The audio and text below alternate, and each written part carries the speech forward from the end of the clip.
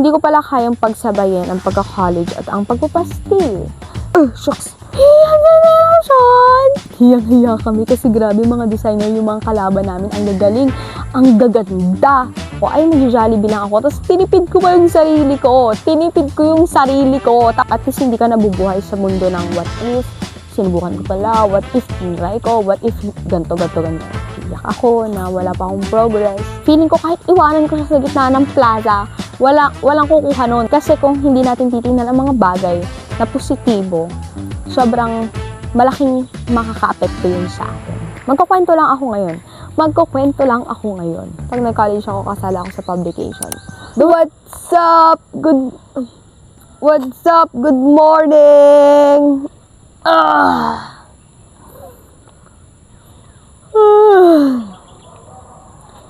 Good morning, everybody. Today is December 31, 2025. December 31, 2025. At bukas ay New Year na. It's January 1, 2026. 2 dekada na akong pinanganak. Mula nung ako'y pinanganak. Ang daming nangyari. Ang daming mga naging plot twist ng buhay ko. Ang dami kong nakilala.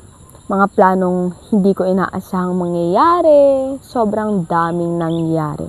At puro cram. Charis. Okay, January. Magkukwento lang ako ngayon. Okay, sige. January, nag-start siya na, ang dami kong mga plano, but at the same time, hindi ko alam, gulong-gulo ako sa buhay ko. Doon din nangyari na parang, naging yung ulo ko, then, may bulaklak, wait, ang ganda naman. Hindi ko favorite ang yellow, pero ang ganda niya. Okay, January, pero ang baho niya. Parang maganda siya. Okay. January. Hindi natin makakalimutan ng ating mundo. Yeah, nag-start ng ganon. Tapos parang bet ko talaga mag-vlog. Alam niyo yung mga nakakilala sa akin na lagi ako nag-video. Binibidyohan ko sarili ko, binibidyohan ko ang kalikasan. Ang dami kong binibidyo. Pero, yun nga, wala akong mga gamit. Tapos, February, yung ginagamit kong cellphone, Oppo A36, di ba nag-start na ako na magluto-luto, kahit hindi ko naman talaga gusto magluto. I mean, hindi ko alam hindi talaga para sa akin ang pagluluto. As in, hindi para sa akin ang pagluluto. Then, nag-content ako ng pagluluto. Nagluluto ako ng pancake. Kasi favorite ko ang pancake. I love pancake. Sarap gaya ng pancake. Tapos, ayun, nag-start din ako magluto ng munggo. Pero, sarap naman yung mga niluto ko. Then, ayun, nawala yung cellphone ko. That day, naalala ko pa nun, kasi sobrang lungkot ko nung araw na yun, kasi first time na wala yung napakamahal na bagay sa akin.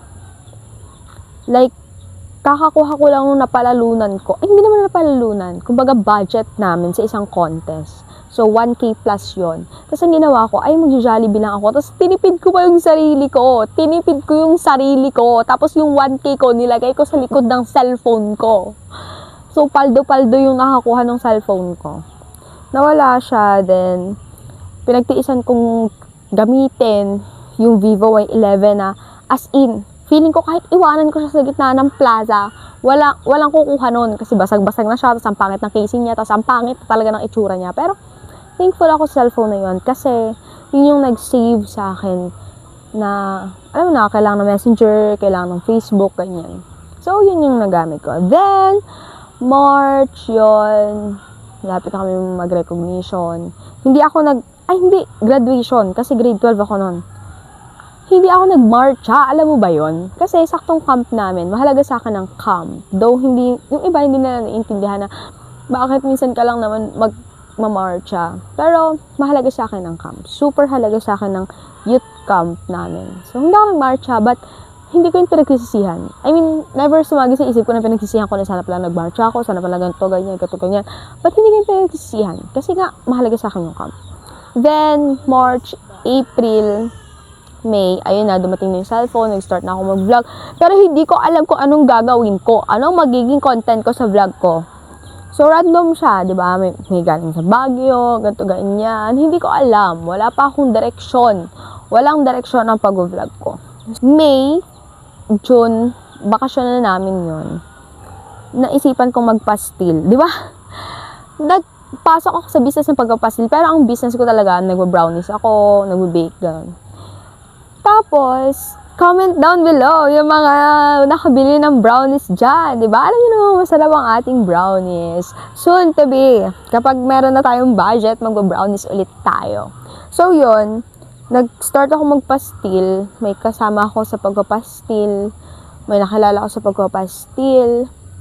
Pero, ang pagpapastil pala, yung business palang ganun, kailangan mo talagang hands-on ka. Kailangan mo nang may commitment ka. Pero, bilang isang bata pa, dahil pang gustong gawin, maraming gustong subukan, ang priority is hindi business, hindi kumita ng pera, pero kailangan ko ng pera. Yun. Hindi ko siya kaya. Actually, nakapagkuha na kami ng paper sa BIR kasi kailangan yung sa LU. Mahigpit talaga sa LU. Kailangan mo bago ka mag-start ng business, okay yung papers mo, gato, ganyan. Kasi masisilip ka ng ibang mga tindahan. Kahit nag-i-start ka pa lang, sinisilip ka nila. Pero, but then, habang nagpapasil ako, ang dami akong nakilala, mga estudyante, mga bata, marami. And I'm grateful na nakilala ko sila. And if you're watching this, sa mga nakilala kong tropa peeps natin dyan, mga tropa natin dyan, tinutulungan ako magbenta ng pastil tuwing tanghali after labas nila. Hi! Nami-miss ko na kayo. Nami-miss! Hi! Wala lang. Soon. Catch up tayo. Hindi ko pala kayang pagsabayin ang pagka-college at ang pagpapastil.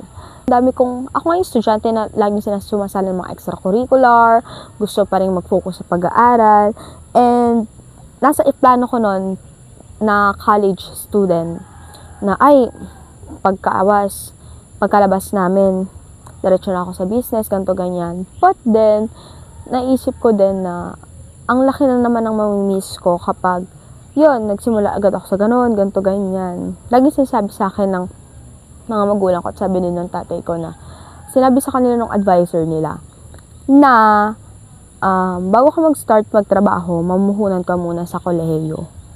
Kasi yung puhunang yon hindi makukuha at maaagaw sa'yo ng iba yun. Diba? So, ayun, naisip ko na dapat hindi ko ma-miss ang college life. Madami na akong na-miss senior high school life after kong magkaroon ng issue, but then gusto kong ma-enjoy na habang nag-serve sa Lord, full tayo sa pagiging college student natin. Unexpected, nagkaroon ako ng circle of friends, and puro babae, di ba? Puro lalaki mga tropa pips ko. Actually, pangatlo pala to. Kasi pangalawa kong circle of friends, puro lalaki sila. Ayun, puro babae mga circle of friends ko.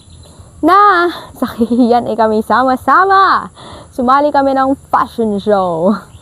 Bago pala yun, kasali ako sa publication na pinapangarap ko na, gusto kong pag nag-college ako, kasali ako sa publication.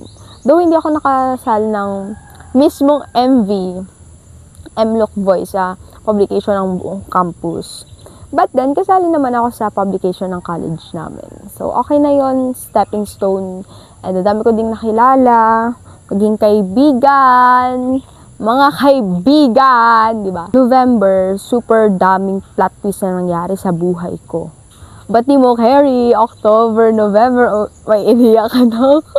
Okay, so, next, November, yun, sina Kuya Migs. Kuya Migs, if you're watching this, mag-vlog ka na ulit, collab tayo.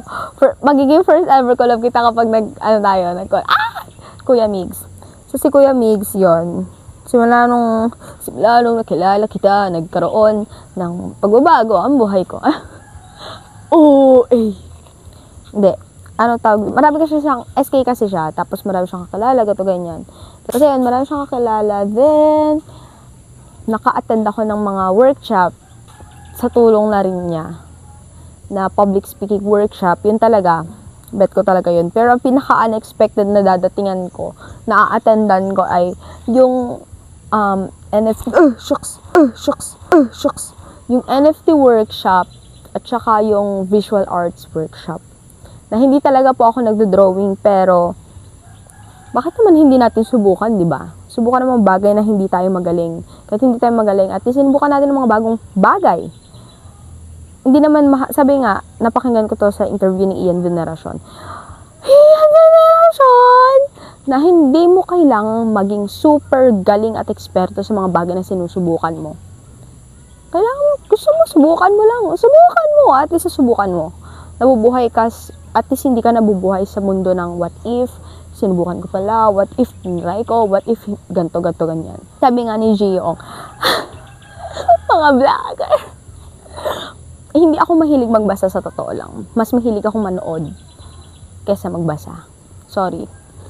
Yun ako. Sabi nga doon, ang pinakamahalagang oras natin, ang pinakamahalaga dito sa mundong ibabaw na meron tayo ay ang ating oras. Kasi hindi natin masasabi. Totoo naman. Hindi natin masasabi kung mamaya buhay pa tayo, kung bukas buhay pa tayo. So, gawin natin mga gusto natin gawin. At the same time, gawin natin yung mga bagay na dapat natin ginagawa. And that is thanking God na binigyan niya tayo ng buhay, pasalamatan siya, purihin siya, all glory to Him.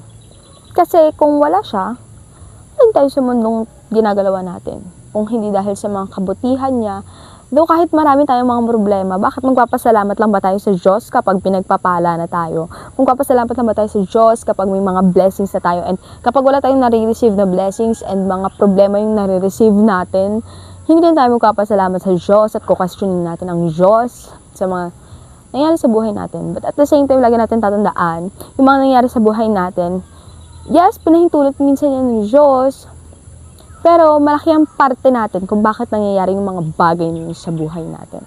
So, maging positive lang tayo. Kasi kung hindi natin titingnan ang mga bagay na positibo, sobrang malaking makaka-apekto yun sa atin. Be thankful. Kasi lahat ng nangyayari sa atin, meron tayo ngayon dahil yan sa Diyos. Yes, may parte tayo.